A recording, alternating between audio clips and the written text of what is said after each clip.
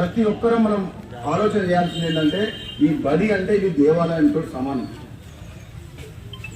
ఇప్పుడు నేను వస్తుంటే రోడ్డు మీద ఒక ఆయన కారు ఆపిండు, టేబుల్లో గుడి చూసుకోమన్నాడు. నేను అప్పుడే నా మైండ్ వచ్చింది, ఫస్ట్ గుడి కాదు నేను పోవాల్సింది బడికి అని.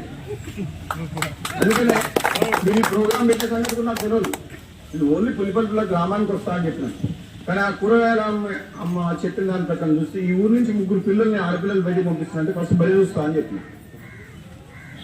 బడి మంచిగుందంటే ఊరంతా మంచిగున్నట్లు లెక్క. ఇప్పుడు మనందరం కష్టపడేది ఏంటి మన పిల్లల కోసమే కదా. ఇక్కడ మీరందరూ కూడా ఒక్కసారి గుండె మీద చేసుకోండి. మనం వ్యాపారము, వ్యవసాయము, ఉద్యోగము ఏం చేసినా ఏం చేస్తాం, ఎవరి కోసం చేస్తాం? మన పిల్లల భవిష్యత్తు కోసం చేస్తాం. అంటే మన భవిష్యత్తు కాదు, మన పిల్లల భవిష్యత్తు, ఈ ప్రాంత భవిష్యత్తు ఈ బడితోనే ముడిపడి ఉంది.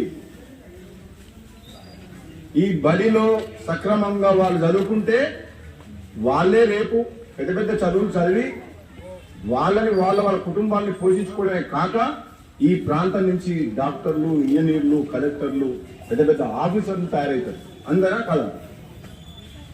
కాబట్టి పులిపట్ల గ్రామస్తులందరికీ, ఉపాధ్యాయులకు, ఇక్కడ ఉన్న ప్రతి యువకునికి అందరికీ కూడా నేను మాట ఇస్తున్నా. తప్పకుండా మునుగోడు నియోజకవర్గాన్ని రాబోయే రోజుల్లో మనం డెవలప్మెంట్ చేసుకున్నాం.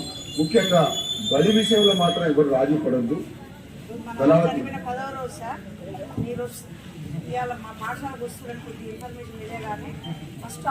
ఇటువంటి మేడం నేను ఎప్పుడు కలవలేదు, ఫస్ట్ టైం కలుస్తుంది. కళాది కదా, సంవత్సరం ఉందా? అయ్యో